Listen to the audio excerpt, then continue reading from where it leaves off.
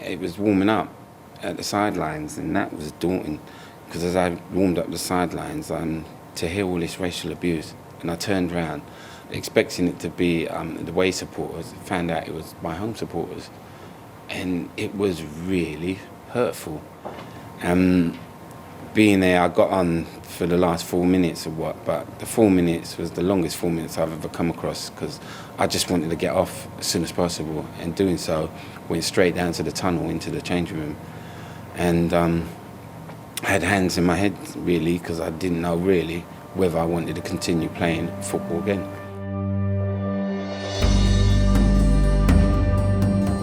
There's a history of racism in football. In the past, footballers highlighted how bad racism in society can be. The treatment of black footballers has reflected the attitudes towards black people throughout our society. But now, football's showing a way forward in the fight against racism. The first black professional footballer was Arthur Wharton, who played for Preston North End over 100 years ago. Many people thought he was good enough to play for England, but he was never considered for selection. This was a time when black people were considered inferior by many white Europeans.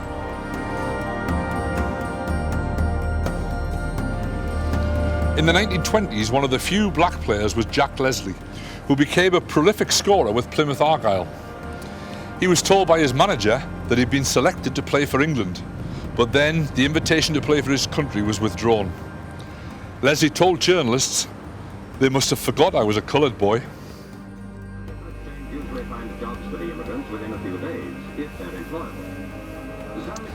In the 1950s and 60s, many people from different ethnic backgrounds were encouraged to come and work in the UK. They suffered racist abuse and prejudice in many walks of life, including football.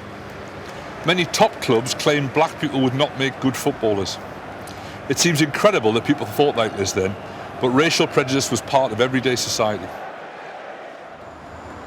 When clubs did begin to sign black players, these first black footballers suffered from terrible abuse from fans and from other players. Monkey chanting, booing, even in its most extreme cases throwing of bananas. And obviously that was something that anybody would find difficult to actually deal with. It was very, very common in the late 70s, early 80s to be racially abused by a large section of supporters. Well, I mean, I used to have bananas thrown at me and been spat at, and I've had about 7,000 people at Ellen Road doing the Nazi salute at one end of the ground, which was at 17 years old, which was very scary. And at one point I thought that I wouldn't be a professional footballer, but I decided it's something that I really wanted to do, and it's something that I had to go through. In terms of having the banana thrown at me, what I used to do in the end was pick up the banana, peel it and eat it and say thank you very much. And kind of just turn it around in that way and just show that I wasn't affected, because in those days you had to be stronger than that, because the mass majority of people didn't understand what you were going through, and you were the minority. So it's something you had to deal with. In 1978, Viv Anderson became the first black player to win a full England international cap, followed soon after by Laurie Cunningham. Throughout the 1980s, John Barnes was a key player for England. Barnes to his right, still Beardsley. Here's Barnes, real chance. Yes, John Barnes gets his second and England's third. Racism was an accepted part of football, whereby, you know, if you got racial abuse, you had to put up with it, you have to take it. It showed that you had character. If you fought against it, you were told you had a chip on your shoulder. And the whole society accepted it, from the media to everyone. Yeah, when I was a supporter, you'd go to the games, you know, you'd go with your mates. I remember, you know, certain black players would become, and, you know, they'd start with a monkey chant. I remember it myself, I was doing it, you know, I was going along with it, and, you know, you black this and everything else. Never ever sort of acknowledged to me, you know, that I was doing anything particularly wrong. The attitude that prevailed then was, you know, it was fun. You know, I was called Paddy, Mick or whatever, and, you know, the lads would take the mick out of me. But I think looking back now, the more hurtful thing was, you know, we'd call the other guys names. And it was everyday life, and it was just, you know, it was accepted, and not very proud that I was in that environment, not very proud that I didn't stand up straight away and object to it. I played along with it, as most people did at that time. I was one of the few black players in the side, and it stemmed from jokes from I suppose your colleagues that you were playing with, who thought at the time it was okay to crack jokes about, blacks and, different sort of like hidden stuff, where they'd crack a joke and say like, like the black players didn't like the cold and this, that and the other, So when you think back, there was a lot of hidden jokes but serious connotations in there. And it wasn't until, I got into football myself and started, meeting fellow black players. And I think it was in England in the 15s. I finished up rooming with a lad called Darren Beckford and, Beresford. So they put us together. It was alphabetical. And, we're messing around in a room. And he said something and I turned and I called him a black so-and-so. Bit in, just in messing around. And his face just dropped. And I was like, what's up with you? He went, you're a racist. And I went, what are you on about? I'm a racist. And then he started to explain.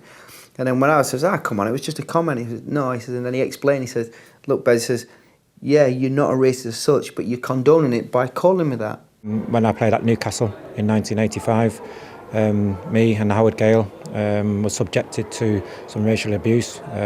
We got sent off in the game as well. But, what did stand out is that there was fruit which was sold outside the game on the day, and it was obviously aimed at me and Howard because we were black. It's all credit to the players, basically, the ones who the chants were against, how they showed the professionalism they did just to carry on playing the game. I mean, if I'd experienced that myself, I don't know what sort of reaction there would be from myself personally, but, all credit to the players. It wasn't that all fans were racist, but racism had become ingrained in football. It was left largely unchallenged by the footballing authorities and the media.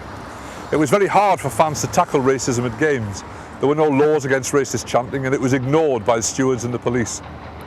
Even programmes like Match of the Day never mentioned racism, and black players continued to suffer from racist abuse for over 20 years. It was on such a mass scale that you were terrified to do anything, at least I was, as an individual. And the campaigns really came after that. So, it was much more the case that it was, if you were an anti-racist, you just kept quiet. If you're racist, you either laughed along or joined in on it. The Yobs, hooligans, they targeted everything, other fans, but particularly because there were more black players, they targeted black players and chanted racist remarks, were abusive, and it was generally out of control. There were no checks and balances. I was at a game with one of my friends. I was only about 14, and he managed to get some tickets. We were sitting there, and the game was going on. There were some black players on one of the teams, the away team, and there was a guy in front shouting loads of racist comments and stuff, go back to where you're from, and making noises and stuff like that. And I was sitting there, I was only like 13, 14, and I was just thinking, what's going on? There was a policeman standing like 2 yards to my left. So I've looked up and said, as if to say, like, what's going on? He looked at me and kind of just looked right through me and carried on watching the game kind of thing. And I thought, he can hear it, I can hear it, what's he going to do? Something happened and he started shouting again. He stood up and he turned around and he went, you're right, mate, it's just them ones on the pitch kind of thing. And I was like, come on, I just got up and left. I looked at the policeman, shook my head and just got off and left the ground. I was in the petrol station just opposite St James's. My wife was in the car, was filling up, and 4 young kids, I couldn't have been more than 12 or 13 years old, started shouting racial abuse to me from across the street, and it got pretty nasty. Then all of a sudden, one kid, just stopped and said, hold on a minute, that's Shaka Hislop. And they all come running over for autographs, and I mean, I was very taken aback by it. I was hurt in a way that I probably don't care to remember right now. People were making a lot of excuses for it. People were saying they were coming out with things like, you get called a black this, or I get called a fat that, or I get called a ginger this, or whatever. And I would say, well, hang on, you weren't persecuted because you're ginger here. You weren't persecuted because you was fat. People got persecuted because they were black. So the connotations that come with calling someone a black this or black that far outweigh the connotations in calling someone fat or calling someone ginger haired. And even now, not everybody's views have changed. changed. A lot of them have changed, but not every single person's views changed, and that's the whole thing with football. It's not about coming to a football ground. It's about the problem that's in society itself. Towards the end of the 1980s, things did begin to improve. There's a number of factors that all came together, and the factors were the anti-racist campaigns of fans, which have been ongoing throughout the 70s, the involvement of black players in those campaigns, but also the much bigger involvement of black players in football itself. It kind of embarrassed a lot of the people in the supporters when they're actually doing monkey chants to somebody in the other team when they've got a black player in their own team and he's kind of condescending, and you could see the kind of supporters thinking, hang on a bit, this is not really adding up. The key factor in terms of, certainly as a Newcastle fan, was Andy Cole. He was your number one player and he was black. That had a huge impact in terms of people then having the confidence to say, when you got racist abuse, shut up, Andy Cole's, one of ours, he's a black player. So there's much more challenging when you have the confidence to have somebody like Cole on your side. Down the years, from the days when Brendan Batson, Viv Anderson, then John Barnes, lately Incy, Wrighty and people were playing, it's gone down slowly. I remember the days when it was a very big moment when I was younger to see at the John Barnes back here a banana that was thrown at him, and the young guys on my estate was like, "Oh, do you see what he done with a banana, man?" That's just like kicking it back in their face kind of thing. In the 1990s, government and the football authorities finally began to take the problem seriously. The Football Offences Act made racist chanting illegal, and improvements in stadia and stewarding made it much easier to pinpoint people shouting racist abuse. And the Commission for Racial Equality and the Professional Footballers Association started Kick It Out, the first national campaign against racism in football. It was an embracing of the philosophy behind the campaign. The players supported it, obviously 100%. Campaigns like yourselves, it was a fantastic response and a very heartwarming one, and it shows the benefits because stadiums now are much more inviting places. Families are back, watching the game, and it's changed the whole atmosphere within a stadium because that was really probably the worst sort of antisocial behaviour you could have. I mean, all right, I set aside the violence aspect, but in terms of going along to a game with the intention of just abusing and verbally abusing black players was absolutely disgusting. Once they brought in some legislation, once people were aware of what was going on, then, they started to control it. And you have to be relentless. Even now, I think you have to be relentless. You have to be totally intolerant about it. You don't tolerate that sort of behaviour, that abusive, racist behaviour. Football is about the quality of football that a person plays. It's not about his colour, his race, his culture. One of the most important developments was the involvement of players as role models, working with campaigns against racism. You now had football answering the community when the community had problems.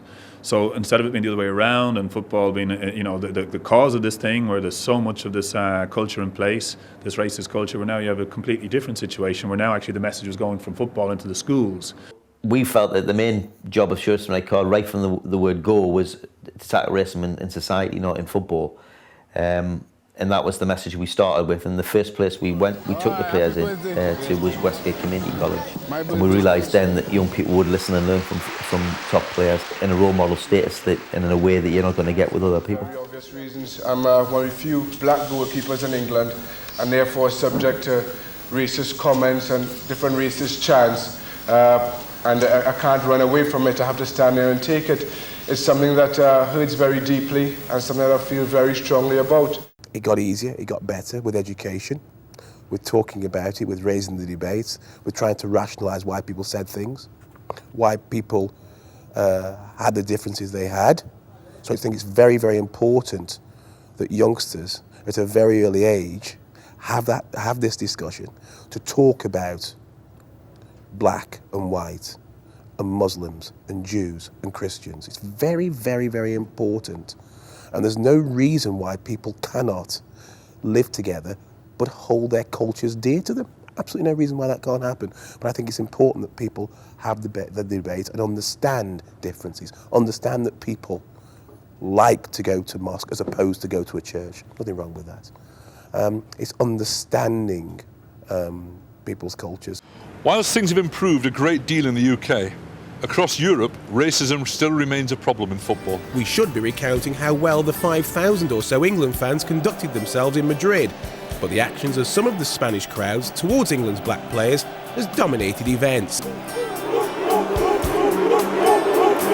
Oh, that's dreadful, the way they're shouting every time Sean Wright-Phillips gets anywhere near the ball. In this day and age, playing in the Bernabeu Stadium in Spain, a cosmopolitan country, so you think, and the sounds and noises that we're hearing is just unbelievable, to be honest. I couldn't believe it. I had some bad experience at times on the pitch. Always, I have to say, always with fans, never with players. Pretty difficult sometimes because you have to keep cool and make sure you can keep your mind in the game and not do something stupid. Dans les qualifications du championnat d'Europe. During the European Championship qualifiers, there was a big banner which drew attention to the fact that there were a lot of black players in the France side. And it said, France is Africa, with some racist words on it. But I think the best thing to do with racism is to try and explain why it exists and is still with us today. Samuel Eto'o was ready to walk off after receiving racist abuse from fans. Well, the referee's had a word with the stadium manager, it would appear, and something's happened. Something being thrown at Samuel Eto'o. No mass, he's saying, or no more. Was it verbal comments emanating from the crowd behind that goal? I think so, Kevin. No mass, no more. Once I nearly walked off the pitch. But after thinking about it, no, actually not after thinking about it, but with the help of the referee and my colleagues, in the end we finished the match. But it was quite hard to put up with it. People often don't realise what you might be feeling. It's tough. It's sad that the situation came for him to reach that level of leaving the pitch, leaving his teammates, leaving the game that he loves, but what else do you do? That's how I saw it. When I was there, I said, people were saying, yeah, you shouldn't leave. I said, yes, it's a fair, point to argue, but what do you do? Some Eastern Bloc countries as well that I've been to, you hear noises coming out of the grounds of the fans. Maybe they don't see as many black people as we do in England. It's not as multicultural as it is in England. I don't know what the reason is. Obviously, it goes beyond football and it's more society. But football is a great tool to use to combat racism, and I think that it needs to be used a lot more. So although the problem hasn't gone away, the beautiful game is now a key player in the fight against racism.